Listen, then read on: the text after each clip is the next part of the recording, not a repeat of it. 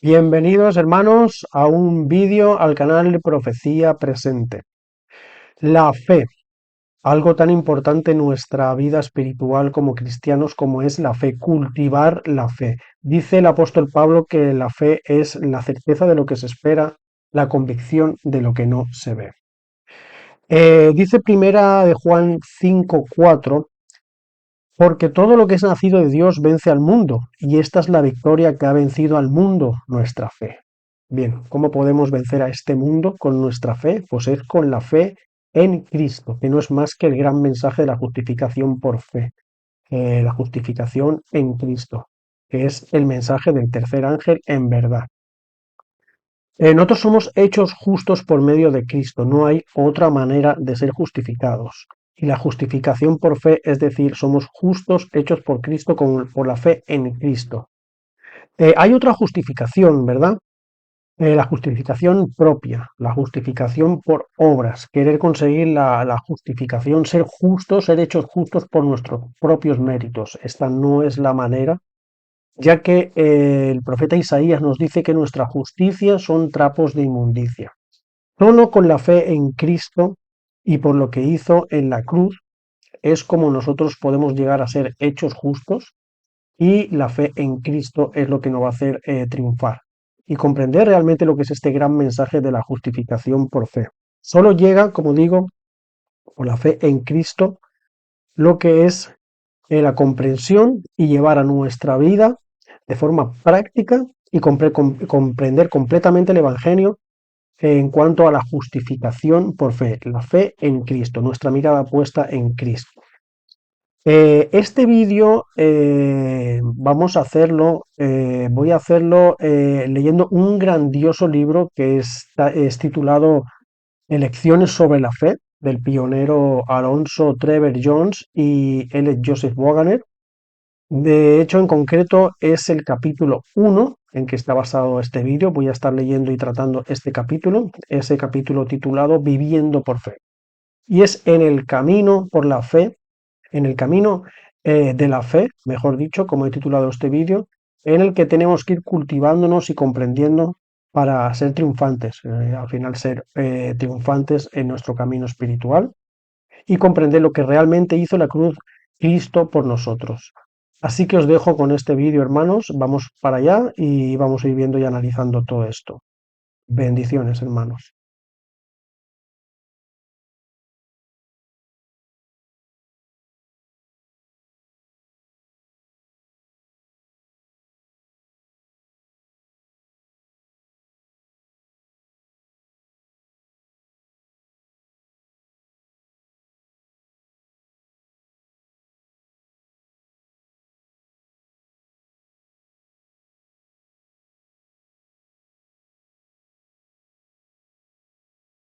La justicia de Dios es su ley perfecta, que no es otra cosa que la transcripción de su propia voluntad justa.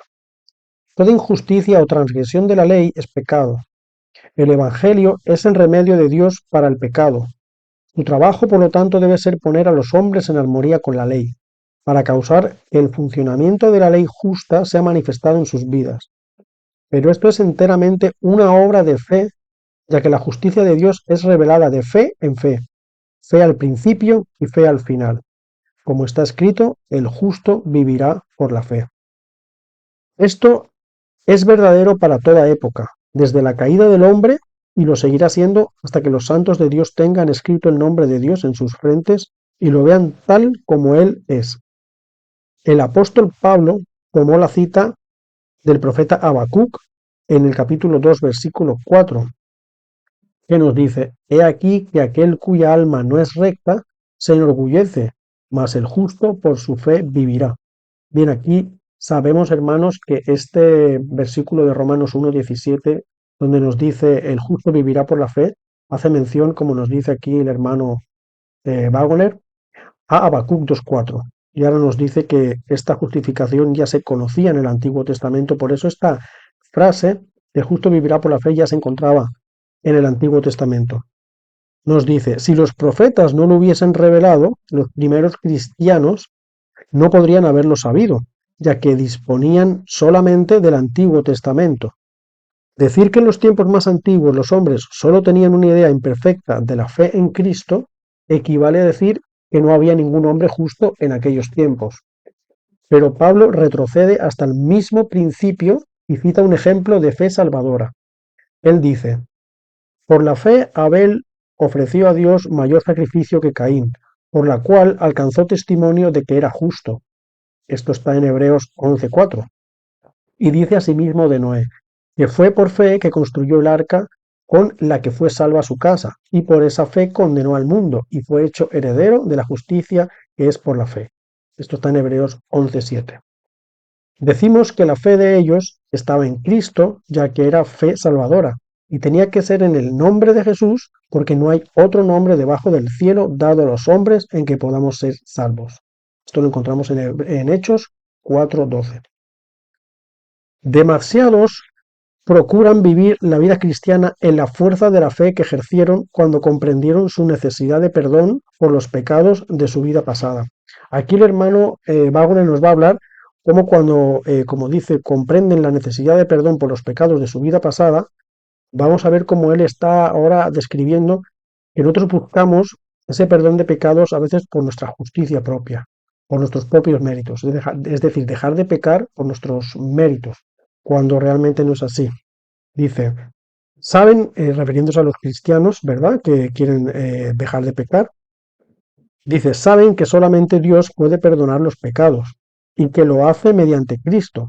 Pero suponen que habiendo iniciado ese proceso cierto día, deben ahora continuar la carrera con su propia fuerza.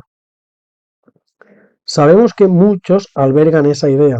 Lo sabemos primeramente porque lo hemos oído de algunos y en segundo lugar porque hay tales multitudes de profesos cristianos que revelan la obra de un poder no mayor que el suyo propio. Si alguna vez tienen algo que decir en las reuniones sociales, más allá de la repetida fórmula quiero ser cristiano a fin de poder ser salvo, no es otra cosa que su experiencia pasada, el gozo que experimentaron cuando creyeron por primera vez. Del gozo de vivir para el Señor y de andar con Él por la fe, nada saben. Y quien les habla de esto lo hace en un lenguaje que les resulta extraño. Es decir, se le hace extraño, ¿verdad?, al que quiere justificarse por sí y dejar el pecado por sí, cuando se les hace comprender que de esa forma no es la correcta. Dice, del gozo de vivir para el Señor y de andar con Él por la fe, nada saben. Y quienes les habla de esto lo hace en un lenguaje que les resulta extraño. Pero el apóstol Pablo presenta claramente este tema de la fe como extendiéndose hasta el mismo reino de la gloria en la concluyente ilustración que sigue. Dice, por la fe Enoc fue traspuesto para no ver muerte, y no fue hallado porque lo traspuso Dios. Y antes que fuese traspuesto, tuvo testimonio de haber agradado a Dios. Empero sin fe es imposible agradar a Dios, porque es menester que el que a Dios se allega crea que le hay y que es galardonador de lo que le buscan. Hebreos 11:5. Es decir, si antes sabemos que Hebreos 11 nos relata, nos explica lo que es la fe del apóstol Pablo, desde el origen, desde Génesis, y hace un abanico, ¿verdad? Un transcurso durante toda la Biblia en ejemplificando los patriarcas, profetas y personajes que salen en la Biblia que ejercieron una gran fe para que nos sirva a nosotros como ejemplo, ¿verdad? Como apoyo moral y como enseñanza. Entonces, antes nos ha mencionado, ¿verdad?, la fe de Abel, la fe de Noé y ahora nos está mencionando la fe de Enoc.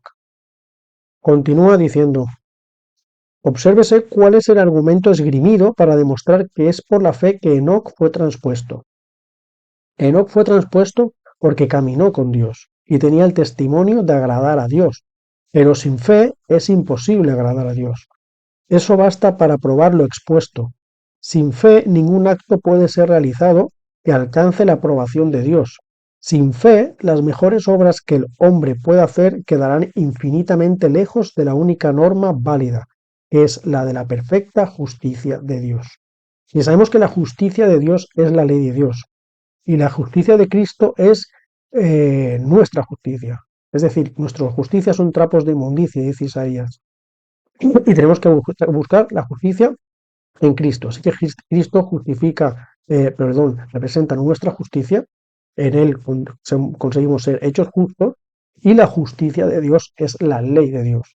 Es esos cánones que tenemos que seguir, ¿verdad? Ese, esa estricta, dijéramos, es la forma de vivir cuando somos cristianos, ¿verdad? La ley de Dios es lo que nos hace ser diferente al mundano. Así que dice la frase, como he mencionado última, sin fe, las mejores obras que el hombre puede hacer quedan infinitamente lejos de la única norma válida, que es la de la perfecta justicia de Dios. Donde quiera que se encuentra la verdadera fe, es algo bueno, pero lo mejor de la fe en Dios para quitar la carga de los pecados pasados no aprovechará a nadie, a menos que ésta continúe presente en medida siempre creciente hasta el fin de su tiempo de prueba. Ahora el hermano Wagner nos va a mencionar cómo la batalla de la fe no se gana esa batalla por nuestros propios méritos. No es nuestra batalla, es la batalla de Cristo. Dice, hemos oído a muchos manifestar lo difícil que les resultaba obrar el bien. Su vida cristiana era de lo más insatisfactorio para ellos, estando marcada solamente por el fracaso y se sentían tentados a ceder al desánimo. No es sorprendente que se desanimen, ya que el fracaso continuo es capaz de desanimar a cualquiera. El soldado más valiente del mundo entero acabaría desanimado si sufriese una derrota en cada batalla. No era difícil oír de esas personas lamentos por ver mermada la confianza en sí mismas. Pobres almas, si solamente pudieran llegar a perder completamente la confianza en sí mismas y la pusiesen enteramente en aquel que es poderoso para salvar, tendrían otro testimonio que dar. Entonces se gloriarían en Dios por el Señor nuestro Jesucristo. Dice el apóstol, gozaos en el Señor siempre. Otra vez os digo que os gocéis. Filipenses 4:4. Aquel que no se goza en Dios, incluso al ser tentado y afligido, no está peleando la buena batalla de la fe. Él está luchando la triste batalla de la confianza en sí mismo y de la derrota. Todas las promesas de la felicidad definitiva son hechas a los vencedores. Al que venciere, dice Jesús, le daré que se siente conmigo en mi trono, así como yo he vencido y me he sentado con mi Padre en su trono. Apocalipsis 3:21. El que venciere poseerá todas las cosas, dice el Señor. Apocalipsis 21:7. Un vencedor es alguien que gana victorias. La herencia no es la victoria, sino la recompensa por la victoria. La victoria es ahora. Las victorias a ganar son la victoria sobre la concupiscencia de la carne, la concupiscencia de los ojos y la soberbia de la vida. Primera de Juan 2:16. Victorias sobre el yo y las indulgencias egoístas. Aquel que lucha y ve huir al enemigo puede gozarse. Nadie puede quitarle ese gozo, ya que el gozo viene espontáneamente como resultado de ver al enemigo huir. Hay quienes sienten pánico ante la idea de tener que mantener una continua lucha contra el yo y los deseos mundanos. La razón es porque desconocen totalmente el gozo de la victoria, no han experimentado más que derrota. Pero el constante batallar no es algo penoso cuando hay victoria continua. Aquel que cuenta sus batallas por victorias desea encontrarse nuevamente en el campo de combate. Los soldados de Alejandro, que bajo su mando no conocieron jamás la derrota, estaban siempre impacientes por una nueva batalla. Cada victoria incrementaba sus fuerzas, que nació solamente del valor, y hacía disminuir en correspondencia la de sus vencidos enemigos. Ahora, ¿cómo podemos ganar victorias continuas en nuestra contienda espiritual? Escuchemos al discípulo amado. Porque todo aquello que es nacido de Dios vence al mundo, y esta es la victoria que vence al mundo, nuestra fe. Leamos nuevamente las palabras de Pablo. Con Cristo estoy juntamente crucificado, y ya no vivo yo, mas vive Cristo en mí. Y lo que ahora vivo en la carne, lo vivo en la fe del Hijo de Dios, el cual me amó y se entregó a sí mismo por mí. Aquí tenemos el secreto de la fuerza. Es Cristo, el Hijo de Dios, a quien fue dada toda potestad en el cielo y en la tierra, el que realiza la obra. Si Él vive en el corazón para hacer la obra, ¿es jactancia decir que es posible ganar victorias continuamente? Si eso es gloriarse, sí, es gloriarse, pero es gloriarse en el Señor, lo que es perfectamente lícito. Dijo el salmista, En Jehová se gloriará mi alma. Y Pablo dijo, más lejos esté de mí gloriarme, sino en la cruz de nuestro Señor Jesucristo, por el cual el mundo me es crucificado a mí y yo al mundo. Los soldados de Alejandro Magno tenían fama de invencibles. ¿Por qué? ¿Es porque poseían de forma natural más fortaleza o ánimo que todos sus enemigos? No, sino porque estaban bajo el mando de Alejandro. Su fuerza radicaba en su dirigente. Bajo otra dirección habrían sufrido frecuentes derrotas. Cuando el ejército de la Unión se batía en retirada, presa del pánico ante el enemigo, en Winchester la presencia de Sheridan transformó la derrota en victoria. Sin él, los hombres eran una muchedumbre vacilante. Con él a la cabeza, una armada invencible. Si hubiesen oído los comentarios de esos soldados victoriosos tras la batalla, habríais escuchado alabanzas a su general mezcladas con expresiones de gozo. Ellos eran fuertes porque su jefe lo era. Les inspiraba el mismo espíritu que lo animaba a él. Pues bien, nuestro capitán es Jehová de los ejércitos. Se ha enfrentado al principal enemigo y estando en las peores condiciones lo ha vencido. Quienes lo siguen marchan invariablemente venciendo para vencer. O si aquellos que profesan seguirle quisieran poner su confianza en él, entonces por las repetidas victorias que obtendrían, rendirían la alabanza a aquel que los llamó de las tinieblas a su luz admirable. Juan dijo que el que es nacido de Dios vence al mundo mediante la fe. La fe se aferra al brazo de Dios y su enorme poder hace la obra. ¿De qué manera puede obrar el poder de Dios en el hombre realizando aquello que jamás podría hacer por sí mismo? Nadie lo puede explicar. Sería tan simple como explicar de qué modo puede Dios dar vida a los muertos. Dice Jesús, el viento de donde quiere sopla, y oyes su sonido, mas ni sabes de dónde viene ni a dónde va. Así es todo aquel que es nacido del Espíritu.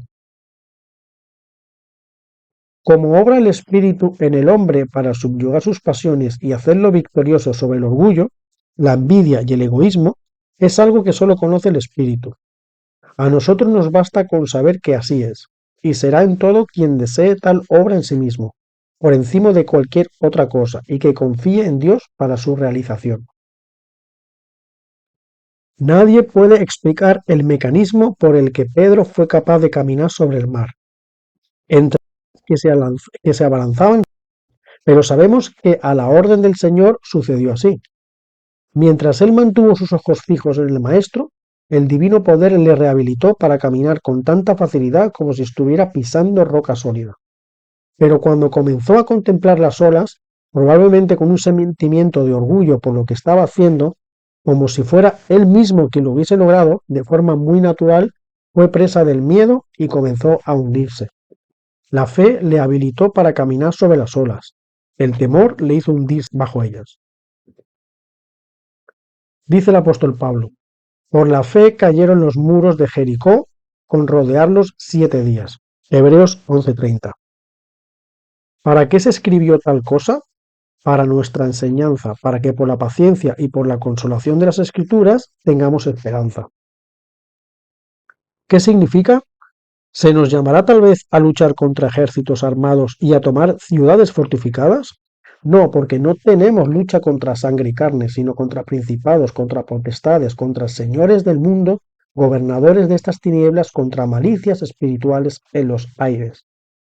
Pero las victorias que se han ganado por la fe en Dios sobre enemigos visibles en la carne fueron registradas para mostrarnos lo que la fe lograría en nuestro conflicto con los gobernadores de las tinieblas de este mundo.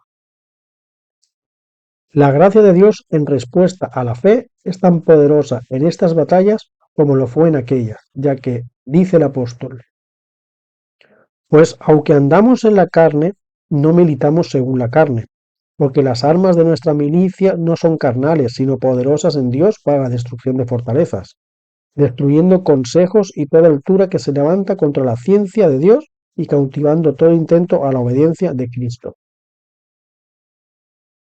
No fue solamente a enemigos físicos a quienes los valerosos héroes de antaño vencieron por la fe. De ellos leemos que no solamente ganaron reinos, sino también que obraron justicia, alcanzaron promesas y lo más animador y maravilloso de todo, sacaron fuerza de la debilidad. Su debilidad misma se les convirtió en fortaleza mediante la fe, ya que el poder de Cristo en la flaqueza se perfecciona. ¿Quién acusará entonces a los elegidos de Dios? Teniendo en cuenta que es Dios quien los justifica y que somos hechura suya, creados en Cristo Jesús para buenas obras, ¿quién nos apartará del amor de Cristo? ¿Tribulación, angustia, persecución, hambre, desnudez, peligro o cuchillo? Antes en todas estas cosas somos más que vencedores por medio de aquel que nos amó.